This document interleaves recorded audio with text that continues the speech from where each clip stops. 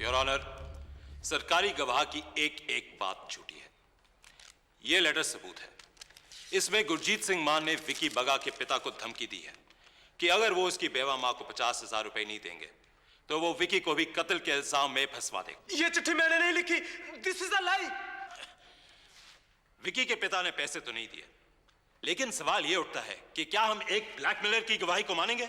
Your honour, ये state handwriting expert की report, वो चिट्ठी गुरजीत ने नहीं लिखी। It's simply a forgery. इसके बाद डिफेंस ने साबित करना चाहा कि 21 जुलाई 1975 के दिन गुरजीत बंबई में था और इसीलिए वो दिल्ली में हुई इस वारदात का चश्मदीद गवाह नहीं हो सकता था। जज ने ये इल्जाम डिसमिस कर दिया।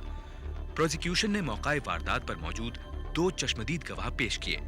वो बैंक के मुलाजिम जिन्होंने बंदूक की नोक पर पैसा वैन से उतारकर जीप में रखा था, और लड़कों को पकड़वाने वाले इंस्पेक्टर तेज बहादुर।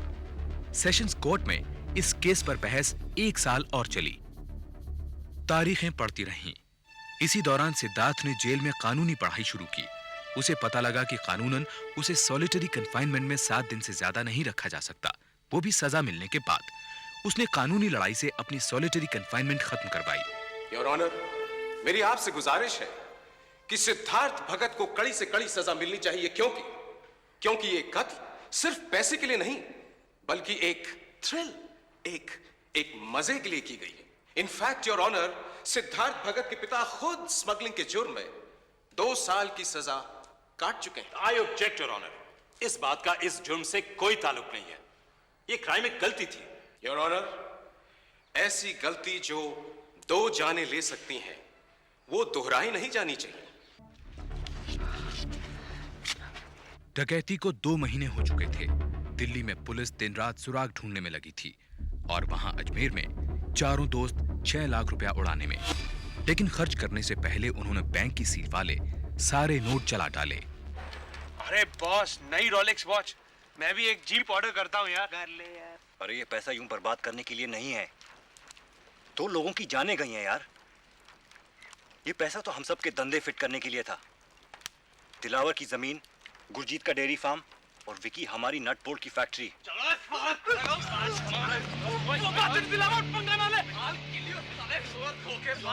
पागल मत बन। क्या कर रहे तू? छोड़ इसे। रिलैक्स यार नवाब। What happened गुरी? अब क्या बोलेगा साले? सिड, उस महेश ने धमकी दी है कि वो पुलिस को सब कुछ बता देगा। मुंह बंद रखने के लिए उसने पैसे मांगे हैं। ये महेश कौन है? वही हट्टे बाजार वाला जिसने रॉबरी के लिए गन सप्लाई की थी। उसको कैसे? गुरी ने बताया? नहीं, आई वाज स्कैर्ड यार। तुम लोग तो अजमेर आ गए, मैं बैठ के यहाँ था। मैंने उसे, इसने उस पैट मनेजिस को बताया और उसने न जाने किस किस को, और ये बात महेश सटोरिया को पता लगी। और फिर जस्ट अ सेकंड, गुरी, महेश ने तुझसे क्या कहा?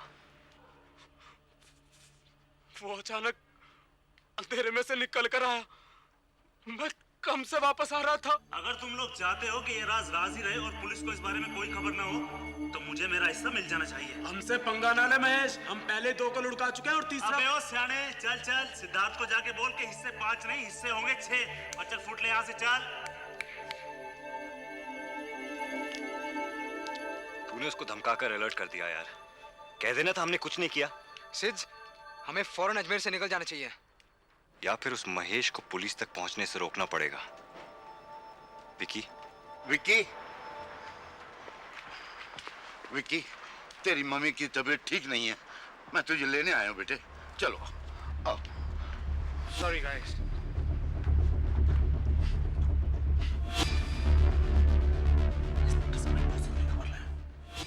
सिद्धार्थ ने महेश को पैसे देने से इनकार कर दिया।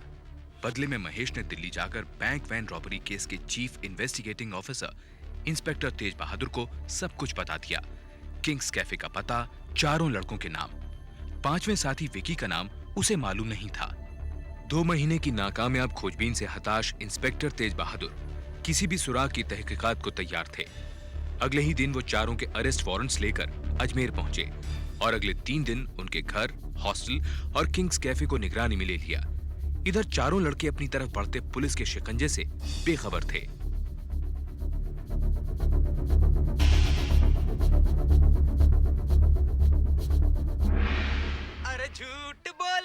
कौआ काटे, ओ काले कहुए तो डरियो। मैं मायके चली जा।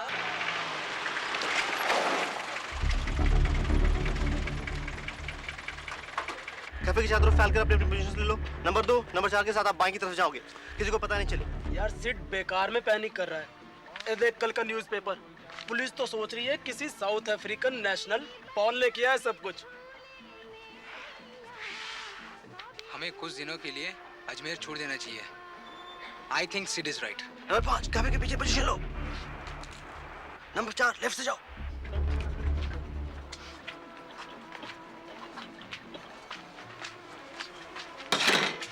सिद्धार्थ, तू हर वक्त इतना चुप कैसे रह सकता है सिद्धार्थ? उस गुरजीत को तो पकड़ के ना ठोकना चाहिए अच्छी तरह से। पर तू हर वक्त इतना कूल कैसे रहता है सिद्धार्थ? सब तेरी तरह ताव में आके गुस्सा करने लगे तो कैसे चलेगा? हाँ? Countdown to converge. 5 4 3 2 1 आगे बढ़ो। सिद्धार्थ भगत, दिलावर मोहम्मद खान, गुरजीत सिंह मान और संजीव सूरी अपने अपने हाथ उठाकर बाहर आ जाओ। भागने की कोशिश बेकार है। पुलिस ने तुम्हें चारों तरफ से घेर रखा है। Come on out. ये बाकी लोग इधर से निकल जाएं। This is it guys. इकट्ठे हैं, इकट्ठे थे, इकट्ठे रहेंगे। शराब हथकड़ियां पहनाओ इन सबको।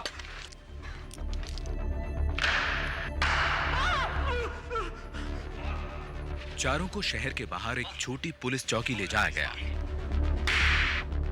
उन्हें अलग अलग सेल में बंद करके इंटेरोगेट किया गया। मैं कुछ नहीं जानता। देख, तेरे सारे साथी जुर्म कबूल कर चुके हैं। अब तू भी बोल। बोल। मुझे कुछ नहीं पता। कुछ नहीं पता? नहीं। कुछ नहीं पता? नहीं। बोल, पैसा कहाँ है? मुझे नहीं पता। पैसा कहाँ है? बोल। बोल पैसा। बोल साले। बोल पैसा कहाँ है? बोल। मुझे नहीं मालूम। पैसा कहाँ है? बस 4 लाख का पता है। मेरे घर पे स्टडी टेबल के दराज में है। ये पैसा तेरे दोस्त ने पकड़वाया है। अब तू बताएगा कि वो पिस्तौल कहाँ है। बोल। बोल। वो 8 mm वाली पिस्तौल मेरे घर में अलमारी में है। 8 mm वाली नहीं, .455 जिससे कत्ल हुआ था, वो पिस्तौल कहाँ है? बोल। गुरजीत को मालूम। अब बोल, क्या कत्ल किसने किया था? बोल। बोल, तेरा 5वां साथी कौन है? पैसा कहाँ है? बोल। बोल। पैसा मेरे बाप के घर पे है। सिद्धार्थ ने पुलिस को बताया कि 25,000 रुपए उसके दिल्ली के घर की अलमारी में थे और बाकी पैसा उनके एक बैंक के सेविंग्स अकाउंट में रखा था। पुलिस ने सिद्धार्थ के घर पर रेड की और वारदात में इस्तेमाल की गई जीप से लेकर पैसों तक कई सबूत बरामद किए। सिद्धार्थ को यह भी कन्फेस करना पड़ा कि दोनों कत्ल उसी ने किए थे। मुझे फांसी कब होगी?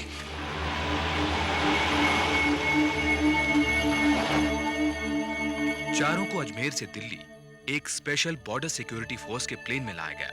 वहां मैजिस्ट्रेट ने उन्हें 14 दिन के लिए पुलिस कस्टडी में रखते हुए उनके लिए एक सरकारी वकील अपॉइंट किया।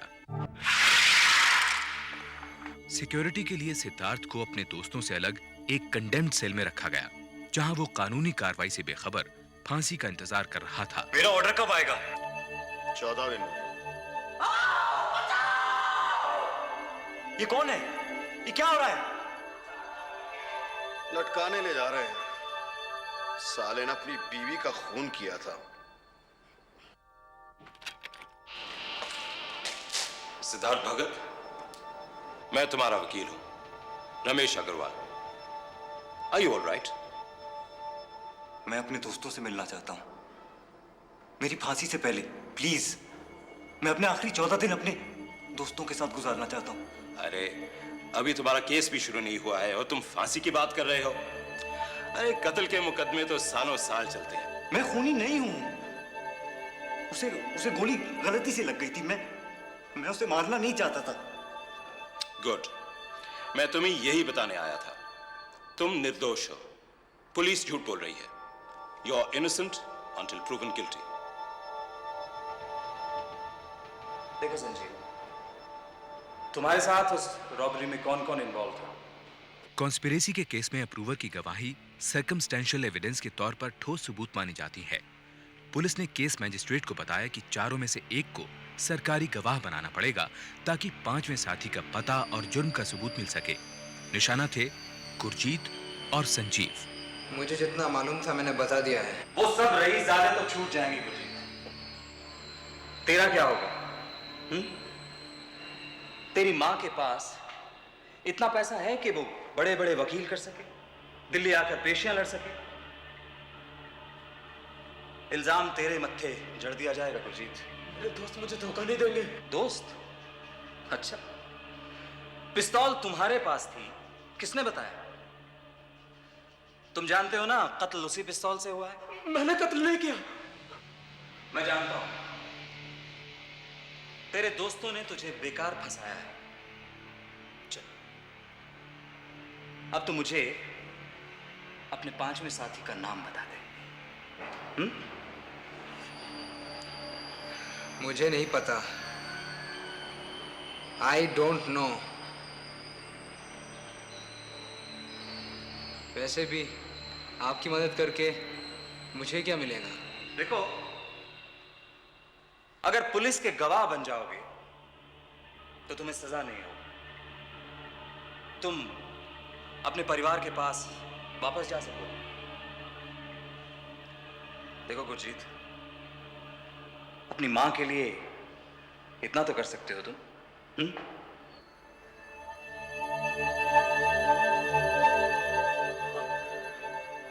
पकड़े जाने के 3 महीने बाद गुरजीत ने सरकारी गवाह बनकर पुलिस प्रोटेक्शन मांगी और अपने पांचवें साथी का नाम भी बताया। उसी दिन विकी को अरेस्ट कर लिया गया। 2 महीने के इन्वेस्टिगेशन के बाद केस सेशंस कोर्ट पहुंचा।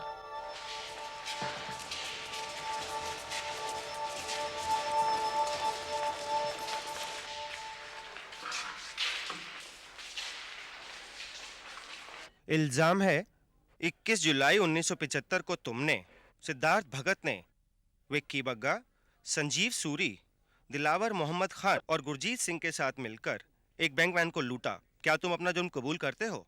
ये झूठ है। ये भी कहा गया है कि .455 बोर की पिस्तौल के साथ तुमने अपने पूरे होशो हवास में और सोच समझकर वैन के ड्राइवर और गार्ड का खून किया। ये इल्जाम गलत है। तो तुम पर ये इल्जाम क्यों लगाए जा रहे हैं? पुलिस झूठा केस बना रही है। अप्रूवर ने मुझ पर गलत इल्जाम लगाया है।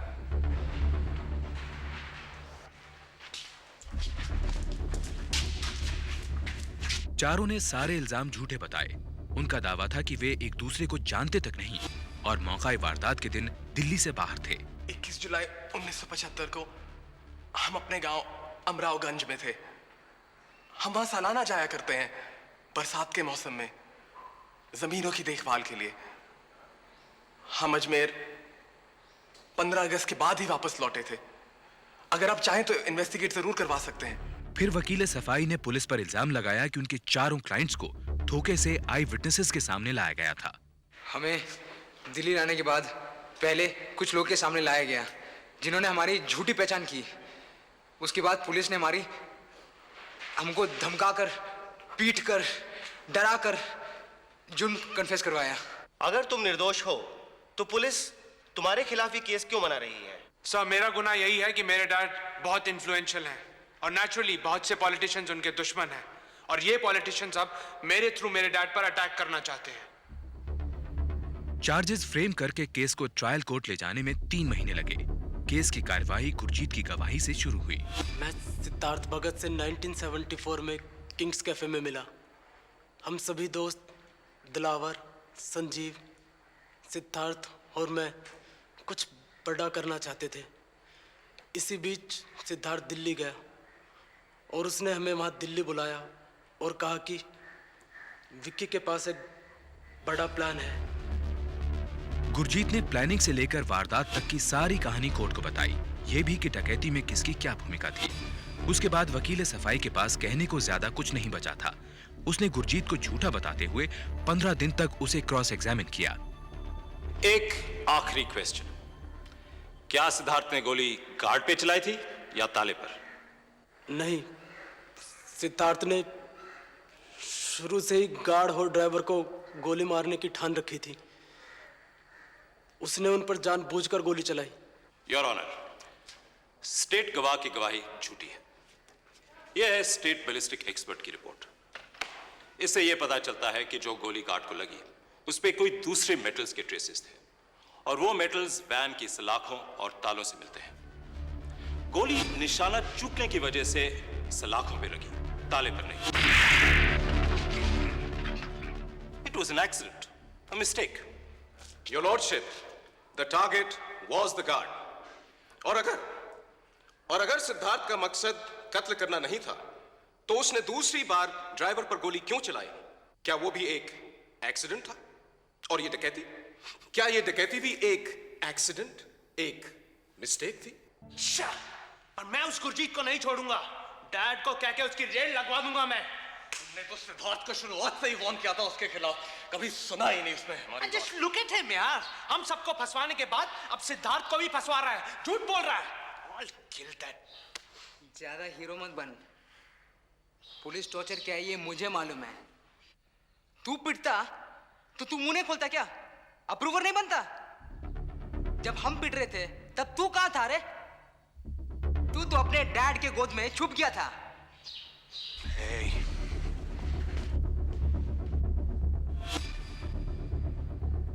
योर ऑनर, सरकारी गवाह की एक एक बात झूठी है। यह लेटर सबूत है। इसमें गुरजीत सिंह मान ने विकी बगा के पिता को धमकी दी है कि अगर वो उसकी बेवा मां को 50,000 रुपए नहीं देंगे तो वो विकी को भी कत्ल के इल्जाम में फंसवा देगा। ये चिट्ठी मैंने नहीं लिखी। दिस इज अ लाई। विकी के पिता ने पैसे तो नहीं दिए, लेकिन सवाल यह उठता है कि क्या हम एक ब्लैकमेलर की गवाही को मानेंगे? योर ऑनर, ये स्टेट हैंडराइटिंग एक्सपर्ट की रिपोर्ट, वो चिट्ठी गुरजीत ने नहीं लिखी। It's simply a forgery. इसके बाद डिफेंस ने साबित करना चाहा कि 21 जुलाई 1975 के दिन गुरजीत बंबई में था और इसीलिए वो दिल्ली में हुई इस वारदात का चश्मदीद गवाह नहीं हो सकता था। जज ने ये इल्जाम डिसमिस कर दिया। प्रोसिक्यूशन ने मौकाए वारदात पर मौजूद 2 चश्मदीद गवाह पेश किए। वो बैंक के मुलाजिम जिन्होंने बंदूक की नोक पर पैसा वैन से उतारकर जीप में रखा था और लड़कों को पकड़वाने वाले इंस्पेक्टर तेज बहादुर। सेशंस कोर्ट में इस केस पर बहस 1 साल और चली। तारीखें पड़ती रहीं। इसी दौरान सिद्धार्थ ने जेल में कानूनी पढ़ाई शुरू की। उसे पता लगा कि कानूनन उसे सॉलिटरी कन्फाइनमेंट में 7 दिन से ज्यादा नहीं रखा जा सकता, वो भी सजा मिलने के बाद। उसने कानूनी लड़ाई से अपनी सॉलिटरी कन्फाइनमेंट खत्म करवाई। योर ऑनर, मेरी आपसे गुजारिश है कि सिद्धार्थ भगत को कड़ी से कड़ी सजा मिलनी चाहिए। क्योंकि ये कत्ल सिर्फ पैसे के लिए नहीं, बल्कि एक थ्रिल, एक मजे के लिए की गई है। इनफैक्ट योर ऑनर, सिद्धार्थ भगत के पिता खुद स्मगलिंग के जुर्म में 2 साल की सजा काट चुके हैं। आई ऑब्जेक्ट योर ऑनर, इस बात का इस जुर्म से कोई ताल्लुक नहीं है। ये क्राइम एक गलती थी। योर ऑनर, ऐसी गलती जो 2 जाने ले सकती हैं, वो दोहराई नहीं जानी चाहिए। और कानून में एक ऐसी सजा है जो और लोगों को कत्ल करने से डरा सकती है, and that your honour is दफा 302, सजाए मौत। सन 1979 में जज ने दिलावर मोहम्मद खान, विक्की बग्गा और संजीव सूरी को बैंक रॉबरी केस में सिद्धार्थ भगत का साथ देने के जुर्म में आईपीसी 120B के तहत उम्र कैद की सजा सुनाई। सिद्धार्थ भगत को ड्राइवर और गार्ड की हत्या के जुर्म में सजाए मौत का हुक्म मिला। साथ ही गैर कानूनी हथियार रखने के आरोप में सिद्धार्थ को 4 साल और दिलावर को 1 साल की सजा भी सुनाई गई। मामला अपील में हाई कोर्ट गया। 1 साल के बाद हाई कोर्ट ने भी सिद्धार्थ की फांसी और विक्की, संजीव और दिलावर की उम्र कैद की सजा को कंफर्म कर दिया। सिद्धार्थ ने फिर सुप्रीम कोर्ट में अपील दायर की। अपीलों का यह सिलसिला जारी रहा। एक के बाद एक 5 बार अपील खारिज हुई। इधर सिद्धार्थ की मर्सी पिटीशन राष्ट्रपति ने भी ठुकरा दी। सर, मेरी पैरोल की एप्लीकेशन। हाँ? सर, आपने तो कहा था मैं। हाँ जिले सिंह, वो हमारी एप्लीकेशन तैयार है, बस एक किताब और देखनी है।